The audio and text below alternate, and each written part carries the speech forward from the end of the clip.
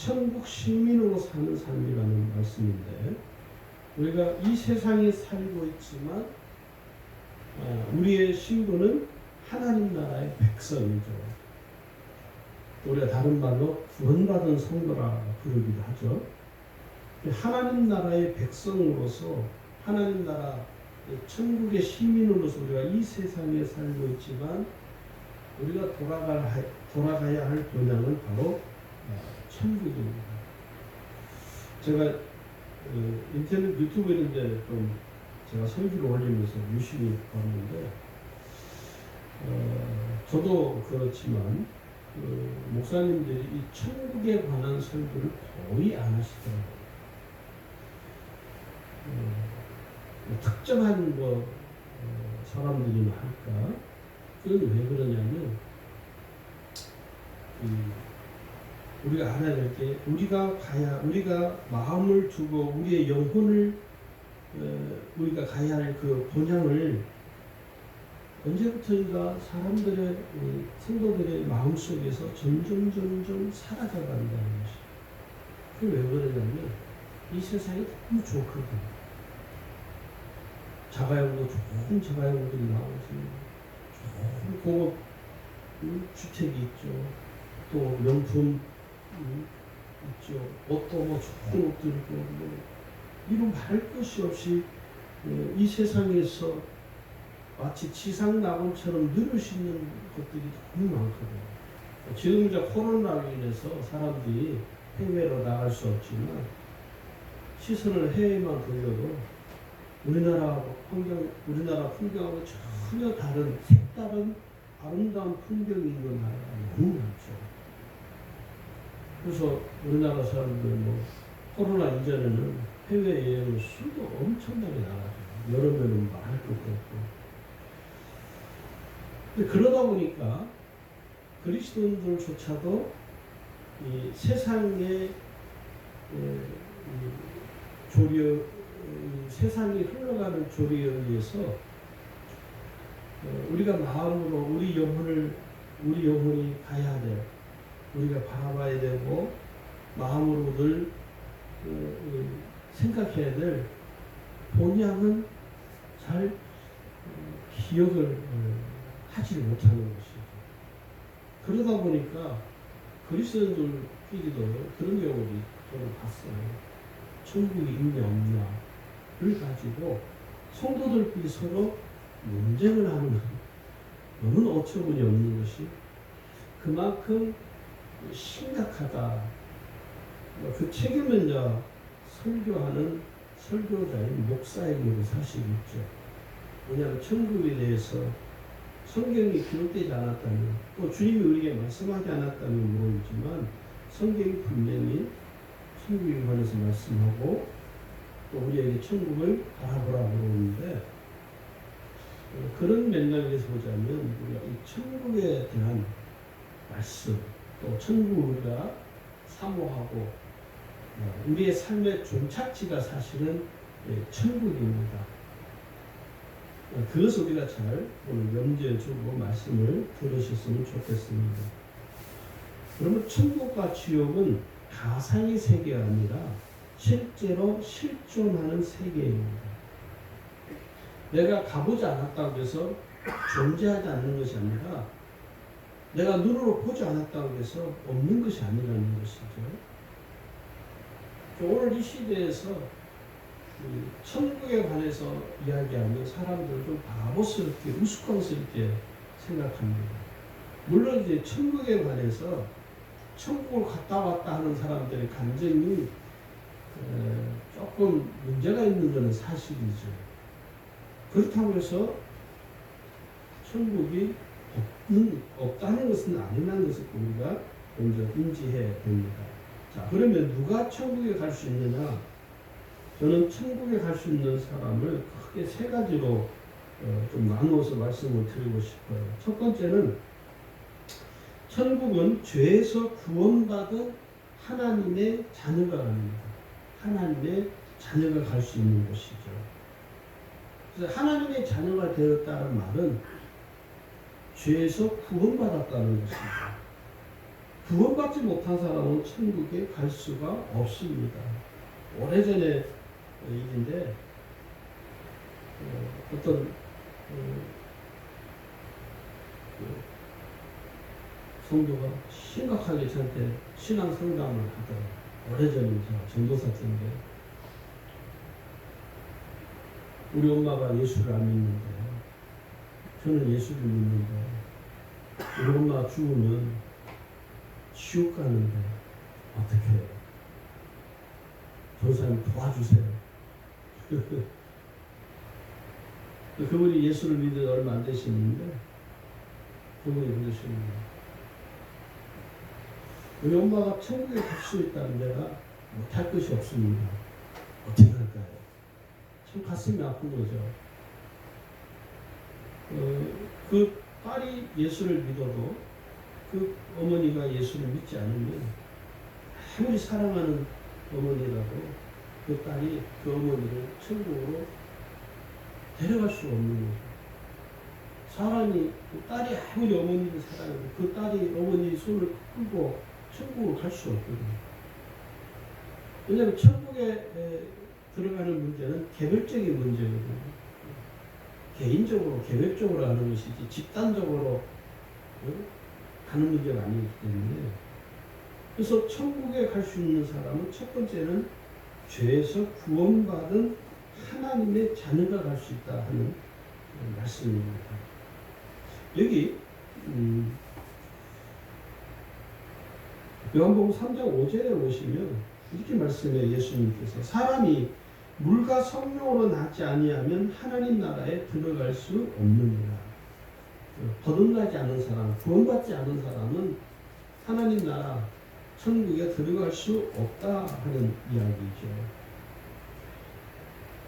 두 번째는요, 누가 갈 수 있냐면 천국은 예수 그리스도의 보혈의 은혜를 입은 사람이 갈 수 있습니다. 예수님의 거룩하신 보혈의 공로를 힘입은 사람이 들어갈 수 있어요. 이 말이 무슨 말이냐면 예수님의 피는, 예수님의 보혈은 모든 죄를 깨끗하게 사하시는 능력이 있습니다. 그래서 예수님이 계시는 그 천국, 하나님이 계시는 그 천국, 구원받은 성도들이 가는 그 천국은 거룩한 곳입니다. 우리가 살고 있는 이 세상은 거룩하지 못합니다. 이 세상은 죄로 오염이 되는 것입니다. 그런데 천국은 죄가 없이 거룩한 곳입니다. 그래서 그 거룩한 천국은 예수님의 보혈로 말미암아 죄 씻음 받은 거룩함을 입은 성도만 들어갈 수가 있어요. 아무나 들어갈 수가 없는 이야기죠. 그래서 여기 마태복음 26장 28절에도 이것은 죄사함을 얻게 하려고 많은 사람을 위하여 흘리는 바 나의 피 곧 언약의 피니라. 우리가 예수 믿고요, 예수를 처음 믿으면 제일 먼저 하는 예식이 뭐냐면 세례식입니다. 세례는 뭐냐면 나는 예수님의 보혈로 구원받았습니다, 죄 씻음 받았습니다 하는 사람에게 세례를 베푸는 거예요. 그래서 이 사람은 이제 죄인이 아닌 하나님의 자녀가 되었습니다, 거듭난 그리스도인이 되었습니다 공포하는 것이 세례입니다. 또 두 번째 주어지는 은혜가 뭐냐면 성찬 예식을 참여를 할 수 있어요. 세례 받고 난 이후에 이제는 성찬 예식에 참여를 합니다. 그게 순서가 어느 게 오느냐는 중요하지 않습니다. 뭐 성찬식을 먼저 할 수도 있고 세례식을 먼저 할 수도 있어요. 그러나 세례식을 하고 성찬식을 하는 게 오히려 더 은혜로운 순서이죠. 그러니까 성찬식을 할 때 우리는 예수님의 살과 피를 받아 먹고 마심으로 내가 이제 예수님과 하나 되었습니다, 연합되었습니다, 하나가 되었습니다 라는 것을 신앙 고백으로 나타내는 것이 바로 성찬식이죠. 그 성찬식에서 예수님의 살과 피를 받아 먹고 마시는 이 예식이 우리에게 그렇게 중요합니다. 성찬 예식을 중요하게 여기지 않는 전통적인 교회는 없습니다. 중요합니다. 저도 마음에 들 소원은 한 달에 한 번, 최소한 한 달에 한 번 성찬식을 했으면 하는 마음이 정말 굴뚝하고 간절할 때가 많아요. 그래서 몇 년 전에 의회에서 한 달에 한 번 성찬식 해봤더니 또 한 달에 한 번 너무 자주 하니까 이 성찬식에 대한 그 은혜, 이 사모함이 좀 약간 좀 약화되는 그런 마음이 들어서 그냥 절기 때만 해야겠다. 초대교회 같은 경우는 성찬 예식을 예배 때마다 늘 하는 것이죠. 사실은 예배 때마다 성찬식을 하는 게 오히려 이 예배에 참 의미이기도 합니다. 현대 교회에 와서는 성찬식을 예배 때마다 하기는 너무 어려우니까 못하고 있을 뿐이죠. 그 다음에 세 번째는요, 천국은 누가 들어갈 수 있느냐면, 천국은 모든 죄와 저주로부터 자유케 된 사람이 갑니다. 죄에서 노임을 받지 못한 사람은 천국에 못 가요. 이게 굉장히 중요합니다. 오늘 우리가 천국을 흠모하고 우리의 본향을 바라보는 우리의 신앙에, 우리의 삶에 있어서 우리가 이 세상에 살고 있지만 마치 내가 천국에서 사는 것처럼 살지 못하면 신앙죠. 쉽게 말해서 무슨 말이냐면, 내가 예수 믿고 내가 죄사함 받았는데 자유가 내게 없어요. 그 사실 문제거든요. 자유라는 것은 뭐냐? 죄와 저주로부터 벗어난 사람을 자유하다는 거예요. 자기 마음대로 하는 게 자유가 아니라니까. 그건 방종이 되는 거예요. 자유는 죄와 저주로부터 해당된 사람이 자유한 사람. 그래서 죄와 저주로부터 해당돼서 자유한 사람은요, 세상에 얽매이지 않습니다. 돈에 얽매이지 않습니다. 세상 일로 인해서 마음이 무너지지 않는 거예요. 그리고 오늘날 우리가 신앙생활을 이렇게 하면서 참 마음적으로 힘들면 세상 일로 너무 우리 마음이 일희일비하는 거예요. 세상 일이 좀 좋은 일이 있으면 그냥 웃고, 세상 일이 조금 그냥 그거 하면 마음이 깔아앉고, 그게 뭐냐면 자유함이 없어서 그런 거예요, 사실. 그러니까 그 천국은요, 진리로 자유함을 누리는 사람으로 갈 수 있습니다. 그래서 천국에서는요, 어떤 것에도 얽매이지 않아요. 어떤 일에도 어떤 것에도 얽매여 살지 않습니다. 왜? 진리로 완전히 자유한 사람들만 가는 것이기 때문에. 요한복음 8장 32절에 예수님 말씀은, 진리를 알지니 진리가 너희를 자유롭게 하리라. 우리가 진리를 알면 자유롭게 돼요. 그래서 세상 일에 대해서 세상에 묶이지 않고 진리에 이끌려 사는 것이죠. 그래서 천국은 진리로 자유함을 누리는 사람이 가는 것입니다. 우리 그것을 꼭 기억을 하셔야 합니다. 그 다음에 이제 두 번째는 우리가 이 하늘에 속한 삶. 하늘, 제가 말씀드린 이 하늘은 스카이가 아니에요. 우리가 보고 있는 구름이 떠있는 그 하늘이 아니고 천국에 속한 삶에 살지 못하는 이유는 뭐냐면, 우리의 마음이 이 세상에 미련이 남아있어서 그런 거예요. 내가 이 세상에 미련이 남아있으면 자꾸 돌아보게 되죠. 사람들이 그런 말을 하잖아요. 혹시 당신에게 시간을 과거로 돌아갈 수 있다면 어느 시간대로 가고 싶습니까? 어리석은 질문이죠, 사실. 그것은 미련이 남아있어서 나의 삶에 대한 미련이 남았기 때문에 우리가 그런 일은 뭐 일어나지 않지만 말로라도 우리 스스로가 말로라도 언어를 가지고 우리 자신의 삶을 거꾸로 시간을 되돌려 보는 거예요. 어떤 분들은 목사님 역정 내지 마시고 혹시 목사님 만약 하나님이 시간을 거꾸로 돌려준다면 어디로 가고 싶습니까?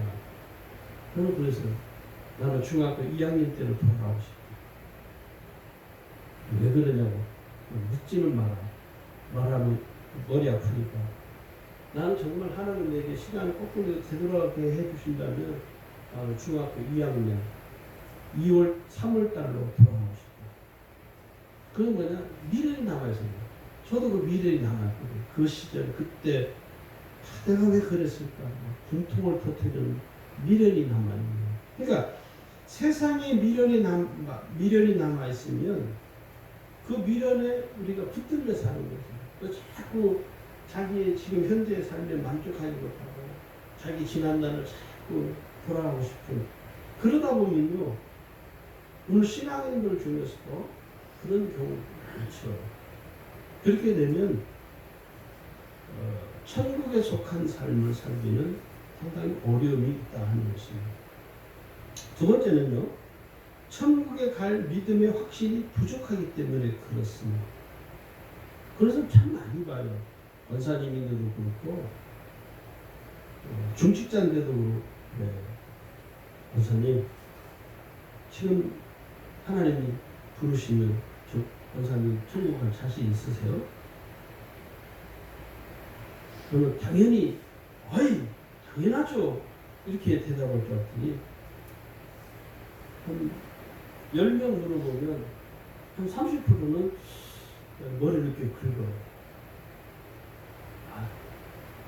제가 쉽게 천국 갈 수 있을까요? 너무 미안해서 하나님께 너무 죄송스러워서 천국 갈 수 있을지 모르겠다고.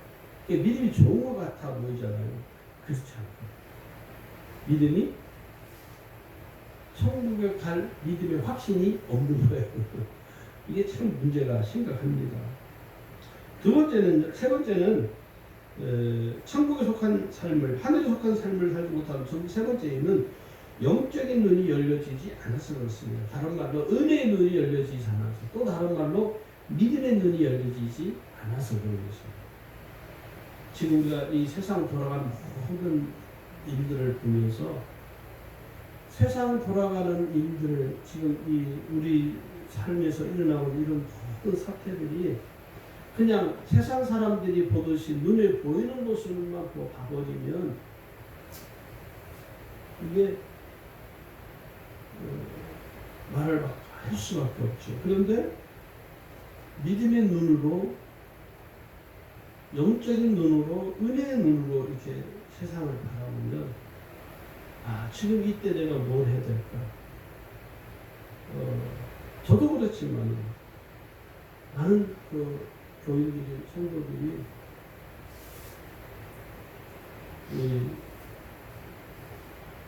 교회가 이렇게 막 확신자가 나오는 데서 공격을 해요. 교인들도 그 교회를 비난하고 어떤 교회를 비난하고 또 주의 종을 비난하고 제가 얼마나 그 이야기 들으면서 그랬어요. 전국 목사한테 말 함부로 하지 마. 그분도 하나님이 세운 주의 종이다. 당신이 판단할 수 있는 하나님이 세운 종을 당신이 함부로 판단하지 마라. 근데 우리는 말을 너무 막 해버리거든요. 그러니까 이게 지금 세상 눈으로 우리는 같이 보는 거죠. 세상 눈으로. 그러니까 그냥 교회가 교회를 욕하고 목사를 욕하고 어느 날 제가 그런 말입니다. 과연 그것을 하나님 기뻐하실까? 교회가 교회를 욕하고 목사가 목사를 욕하는 것을 하나님이 과연 기뻐하실까? 참 씁쓸한 거예요.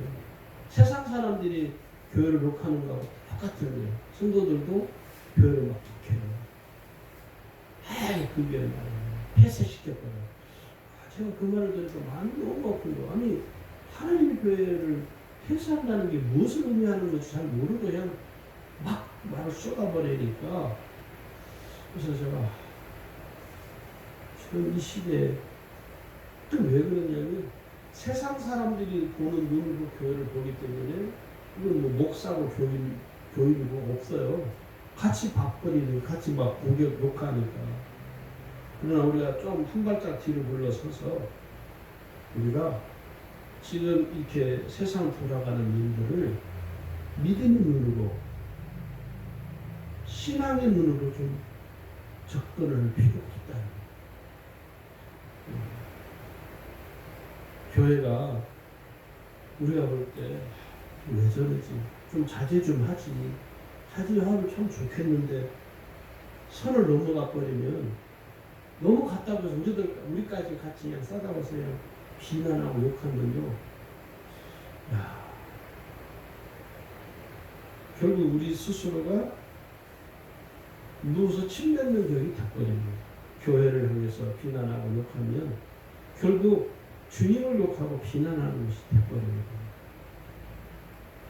그래서 뭐 잘못한 것을 잘못했다고 말하는 것은 틀린 말은 아니죠. 그러나 잘못을 말할 때 항상 주의해서 믿음의 눈을 가지고 은혜의 눈을 가지고 말을 하는 것이 그 개중에 이렇게 보면 안 믿는 사람들이 섞여 있어요. 근데 믿는 사람이 막 공격하잖아요.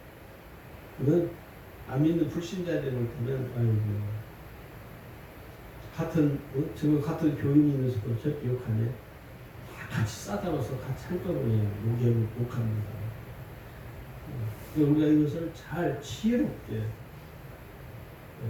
우리가 이 어려운 시기를 특히 한국 교회가 잘 극복을 해야 됩니다.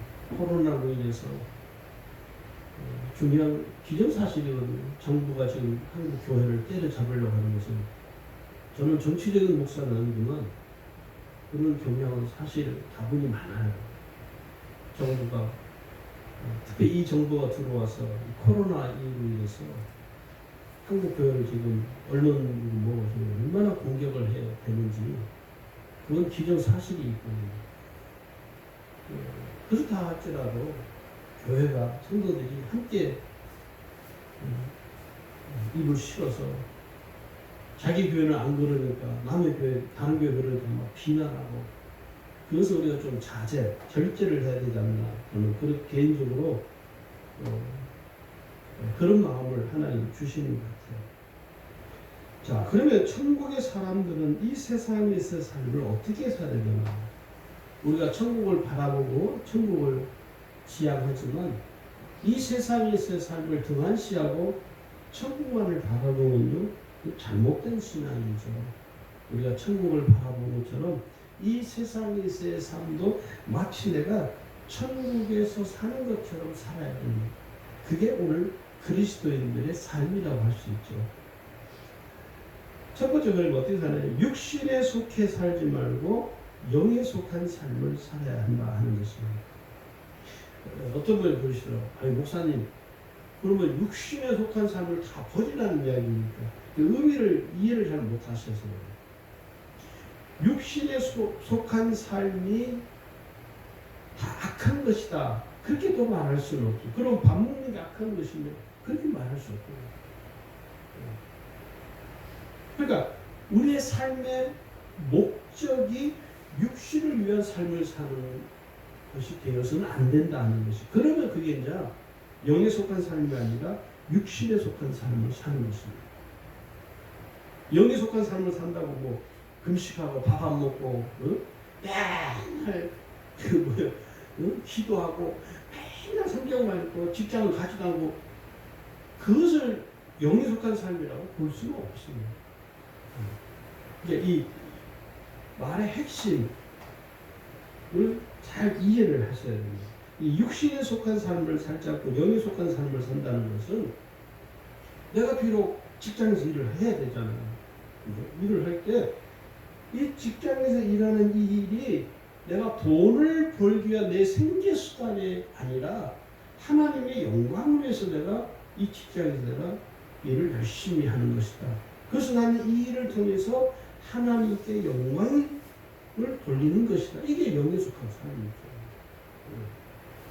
영에 속한 삶이라니까요. 세상 일을 다 끌어버리고 길길 가서 전도지도 하고 노방조도 하고 그것을 말하는 게 아니거든요. 그게 사람들이 이 말씀의 핵심을 잘못 이해를 해버리면 아이 목사는 맨날 영에 속한 삶을 살으라고 자기는 목사니까 그렇게 살 수 있지 몰라도 우리는 가서 돈도 벌어야 되고 그러는데 뭐 그렇게 자꾸 현실감도 없는 설교를 했다니 그 의미가 절대 아니에요. 그래서 여러분 우리가 밥을 먹잖아요. 밥 먹는 것도요. 내 몸에 건강에 좋지 않은 음식을 먹는 거는요. 하나님의 영광을 해치는 거잖아요. 제가 당뇨가 있는데 의사들이 그러더라고요. 이번에 제가 어떻게 라면은 절대 먹지 마세요. 그 본질을 저 라면을 잘 안 먹으려고 마음이 작심을 했어요. 아 라면이 당뇨인 사람한테는 정말 안 좋은 거구나. 그러니까 내 몸의 건강을 위해서도 있지만 내가 하나님의 영광을 위해서 살아가려면 몸이 건강해야 되잖아요. 몸이 병들어가지고 뭐 어떻게 하나님의 영광을 살 수는 없잖아요. 그래서 내가 이제 지금부터는 라면을 먹지 않아야겠다. 우리 집에 라면이 많이 있는데 그냥 이렇게 별로 먹을 마음이 안 생기는 거예요. 그게 이제 영에 속한 삶을 살려고 우리가 애를 쓰는 것이죠. 자, 두 번째는요, 뭐냐면 천국의 보화를 발견한 자처럼 사는 삶입니다. 성경에 마태복음 13장을 보시면 우리가 잘 아는 스토리죠. 그것도 물론 이제 비유의 말씀이지만 어떤 사람이 그 밭에 보화가 숨겨져 있는 사실을 알게 돼요. 그래서 이 사람은 돌아가서 자기 전 재산을 다 팔아서 자기 집도 다 처분하고 다 모아가지고 그 밭을 사요. 사람들이 막 수고수고 저 바보. 저 아무 쓸모도 없는 밭을 왜 사? 무슨 저런 바보가 되겠어. 근데 그 밭에 보화가 감추어져 있다는 사실을 누가 압니까? 그 사람 혼자만 알아요. 남들이 비난하고 자기의 모든 걸 다 소유를 팔아서 그 밭을 사죠. 그게 뭡니까? 천국의 보화를 발견한 사람의 삶이라는 것입니다. 우리가 그렇잖아요. 천국의 보화를 우리가 발견했죠. 예수 그리스도. 사람들이 우리를 비난하고 사람들이 우리를 보고 뭐 그런 짓을 하냐고 비난하고 멸시하지만 우리만 아는 거잖아요. 내가 발견한 보화, 내가 발견한 그 예수. 사람들은 알지 못하죠. 그래서 어떤 사람은 예수에게 자기 인생을 거는 거죠. 그게 뭡니까? 천국의 보화 때문에 그런 거예요. 그 다음에 세 번째는 우리가 늘 항상 천국에 갈 준비를 해야 됩니다. 천국은 어떤 곳입니까? 계시록 21장 4절 이렇게 자세하게 기록이 되어 있어요. 모든 눈물을 그 눈에서 닦아주시니 다시는 사망이 없고 애통하는 것이나 독하는 것이나 아픈 것이 다시 있지 아니하려니 처음 것들이 다 지나갔습니다. 천국은 우리처럼 슬픔을 겪고 고통을 겪는 것이 아니라는 것이죠. 또 로마서 14장 17절은 천국 이렇게 말합니다. 하나님의 나라는 먹는 것과 마시는 것이 아니요 오직 성령 안에 있는 의와 평강과 희락이다. 열처를 비유해서도 천국 갈 준비를 하는 사람과 그렇지 못한 사람의 이야기 스토리가 이 마태복음 25장 1절에서 13절에 자세하게 비유로 기록이 되겠죠.